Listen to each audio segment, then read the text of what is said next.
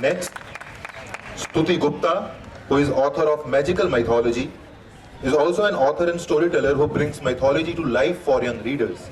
With 4 books to her name, her latest, Vahana, Vehicle of the Gods, explores the divine mounts of Hindu deities, complete and engaging puzzles and activities.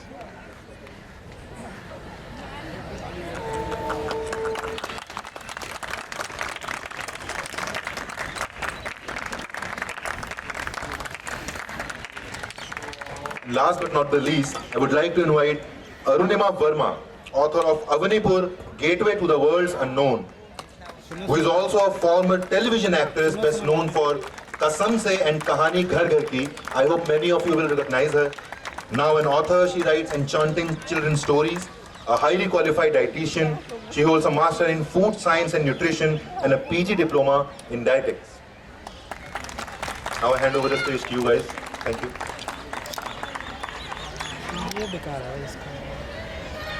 Hello everyone.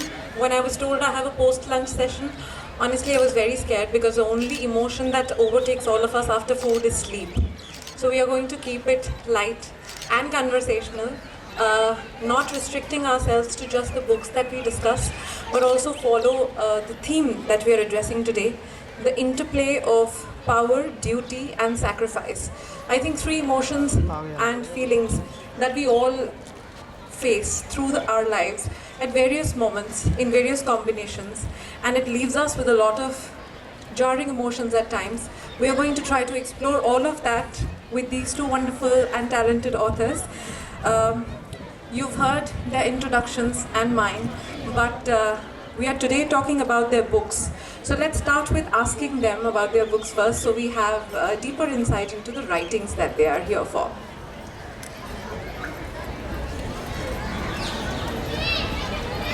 Okay, my name is Arunima Verma and I have written a book called Avanipur, Gateway to the Worlds Unknown. Let me tell you something about the word Avanipur. Avni means earth, planet earth, Hindi mein. And Avanipur basically is talking about planet earth and the 2 worlds that we think might exist, the good world and the bad. Through children, I have set this fantasy story about good and evil.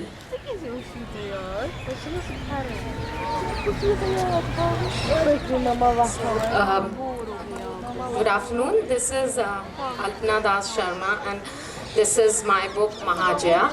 I first want to thank PVLF and Kapil and Navita for having me here and Stuti for moderating this session.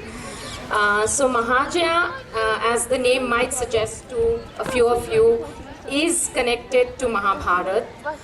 Jaya, as again a few of you might be knowing, is the original name of the Mahabharata. And Jaya means being victorious. So in this book, this is not a retelling of the Mahabharata. In this book, I deal with the contemporary world, contemporary lives, college-going kids, but put in similar situations as was in the Mahabharata, because I believe that situations do not change. I mean, there might have been more magic and miracles and gods and demigods at that time, but you know, the situations don't change. So this is in a way an interplay of emotions where I think the main message that I want to give is, first we have to fight the inner demons within if we need to win the battle outside. So that is my main idea behind the story.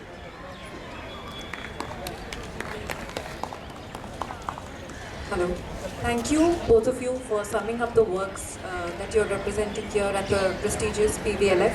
Starting off with the questions that I've always had when I went through the books.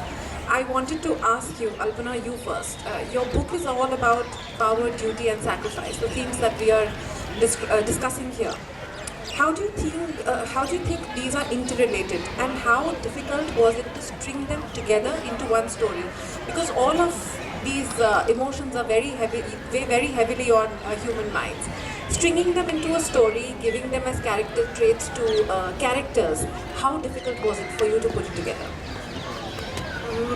See, an interplay of power, duty and sacrifice is something that we see every day in our lives.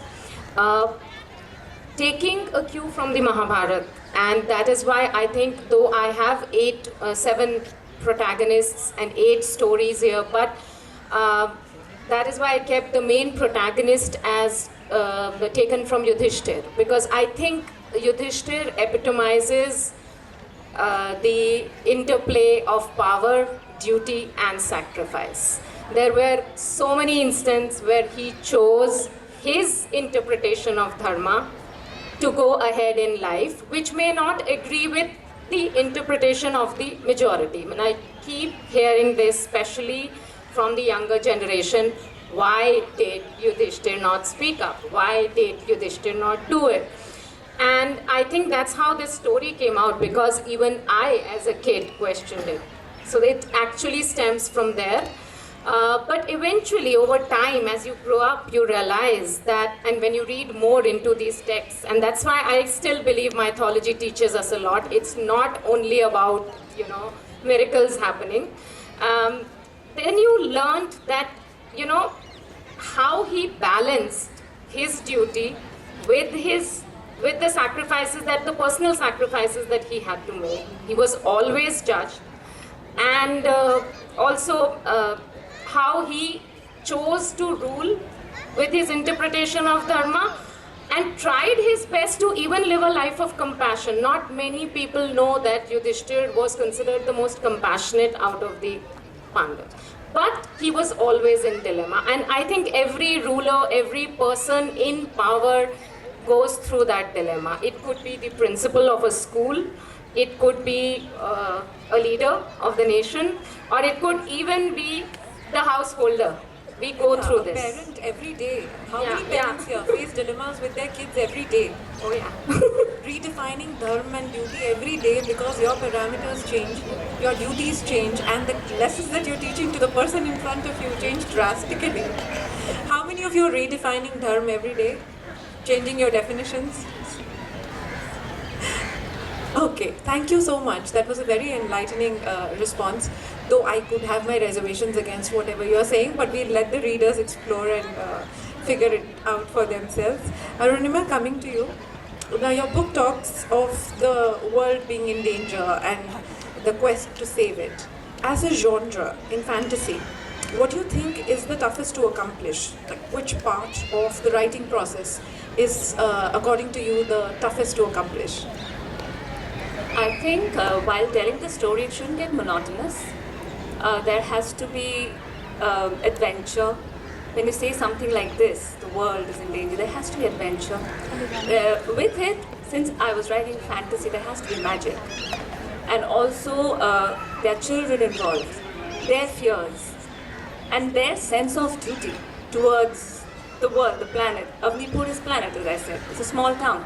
But what's happening there, they're so concerned, they want to do something about it. And then their connection with the other land, which is like the higher power, and fighting the darker power.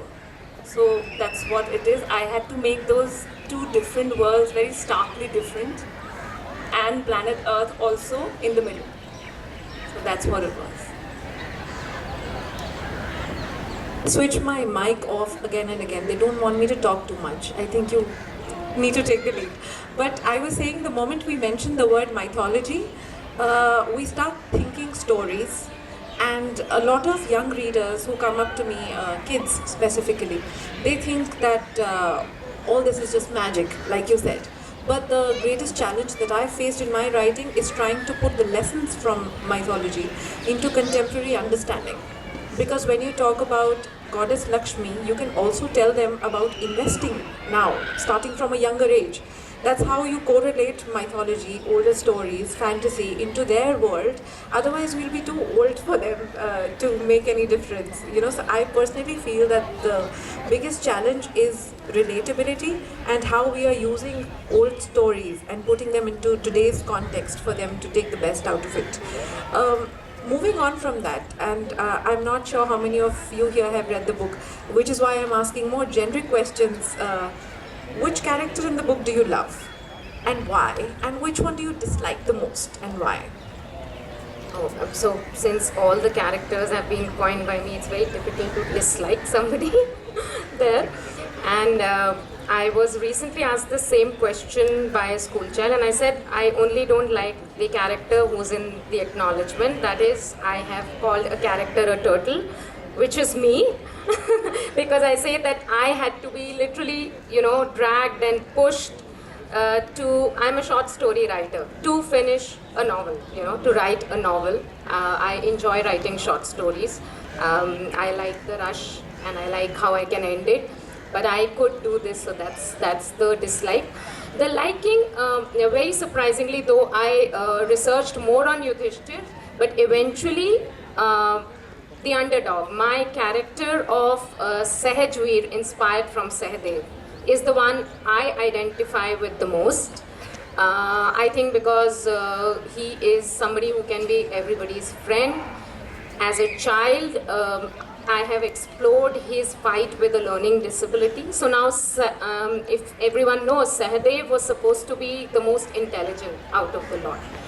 And in the new world, I'm showing changes where this child has a high IQ, but is not able to fit into society's notion of learning, So I've explored that. And also he has tremendous foresight. So Sahadev was known to be able to predict the future. So he retains this in this character, and he can literally see what's going to happen. And sometimes I compare that with myself, because sometimes I don't see the future, but I can predict this is gonna happen.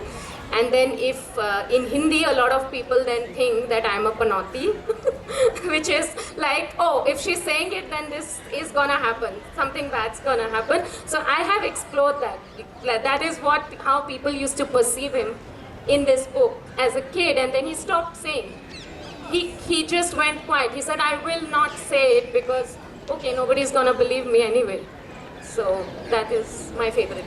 That is very insightful. In fact, I don't know, when I was a kid, we did not have things like inclusion, body shaming and all of that highlighted so much.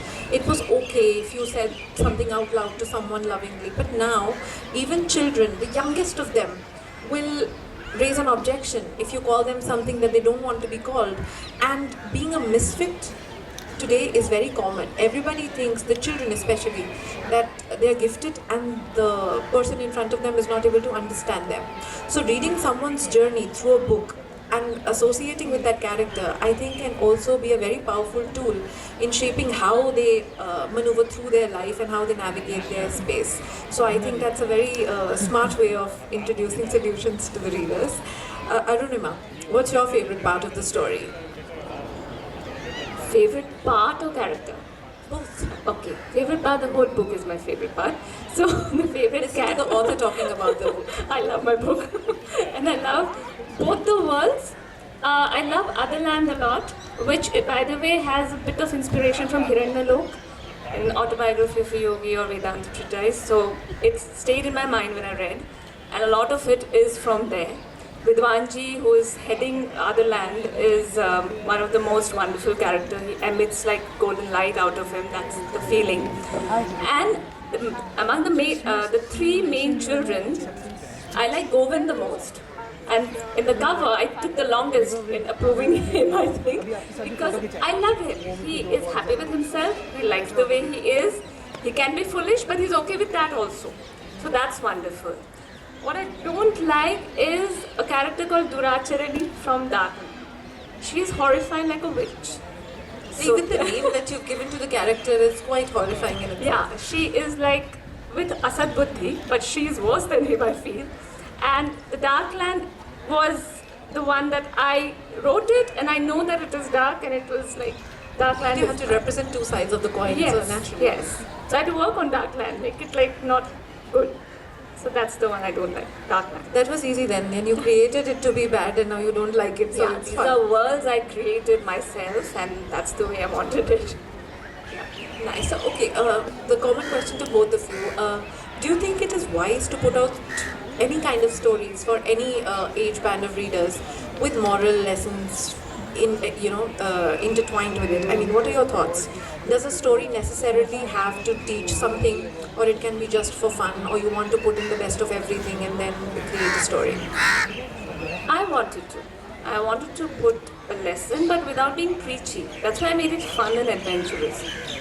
But a lesson has to be told. Look at us around, what's happening around the planet Earth. We have to. Books, through music, through movies, through entertainment, we have to. Lesson is required. We are not really doing a great job right now. We need to learn. No, so you want to put out lessons in words, or you want the readers to interpret it on their own and make it so evident that they can see it and they can pick it out of it? That will be, I don't know, I wanted to put it in a very straightforward way. Yeah, I wanted to say, this is good, this is bad. Because I think it's required too much grey. Grey can be understood at some point, but not in the earlier stages. I'd love to know your thoughts, Alpna. So I think I do want to give lessons through my stories, but I prefer to keep it a bit subtle, because again, age category, her book is more for younger kids, so it should be out there. No? So remember, if we read the Panchatantra or the Aesops, there were some books where there was this line at the end of the story that this is the moral of the story.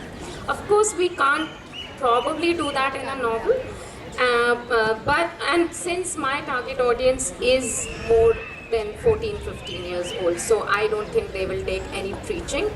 But yes, saying that, in the end of the book, there are certain sentences. So I think I worked hardest on those, because I did not want that to appear as preachy. Then I have modeled my characters in such a way that each of them fight a battle which is very much prevalent for all youngsters these days. And then their journey takes them to learn that lesson eventually. So, the reader can interpret it on their own, this part of the thing. But yeah, you do get tempted in between to add that one line or that one quote which will define a lesson for others, but I didn't do it on purpose. I think objectively trying to write a book is very difficult, because your subjective emotion is bound to get in the way. So while the age of the readership that you are looking at will make a great difference. If I am writing for children, I can get away with writing a moral in the end. But older readers might not appreciate it. So I understand your dilemmas. And also the need of clarifying it. I think when you come at that age when you have to own the skills of a younger one, then you become this moral-oriented person. But when you look at the larger world, everyone's perception changes. I also see that you're mixing mythology and fantasy into your work, and they are now becoming very important tools of storytelling for a lot of people. You take stand-up comedians, you take poetry, people who are writing poetry. They're using mythological references in great amounts, because people have an instant connect with it. How important do you think as a tool it is for propagating, let's say, the ideas that you have, and how easy or difficult it gets to reach out to the audience with that medium? Because you're writing from, taking inspiration from that genre. So how do you think important it works as a tool, mythology and fantasy? So, I have come across two types of people. There are a lot who are very interested in mythology, and they still remember all the Nani Dadi ki kahaniyan and everything. And then there is the other lot who has no interest in mythology. They still see it as just another world. They are reading, mind you, fantasy. They are reading Greek mythology, but they are not interested in Indian mythology, because somewhere they are not relating to it, right? And the tricky part is a third lot who does not want authors to play with mythology at all, not to twist it, not to change it. So my struggle was that I wanted to let people know that this is not a mythological retelling. I am not playing with the people you revere.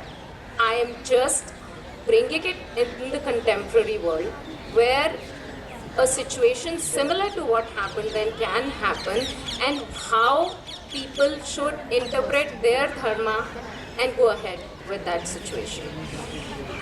But I want people to get interested in mythology. I was very interested in mythology, and not in a religious way. I was interested in it as a story, to delve into the characters, to delve into their emotions. And as a lot of people believe, it may not be mythology, it might be history. So whatever it is, it's not absolute. You can understand from how they dealt with day-to-day life at that time. And there's so much to learn. So I actually want people to read this book, to learn that, because they will be able to relate to it more. There are no crowns, there are no magic weapons clashing with each other, so they can probably relate to it in a realistic way. So that's Do we have any readers of mythology here who are interested in the genre? I think that the line between mythology and history blurs quite a bit, especially if you're posting something on social media. I've had a lot of people fight with me that you're calling our history mythology, and like you said, the third lot of people who get very touchy about the fact that you're utilizing it. Imagine trying to name a character, Ram for that matter, who's not a good person. You can never get away with it. So there is a certain inbuilt psyche in all of us, which even if we are not reading, we have that subconsciously inbuilt through our bringing up, that we cannot get away from. Coming to you, Arunima, fantasy genre, limitless imagination.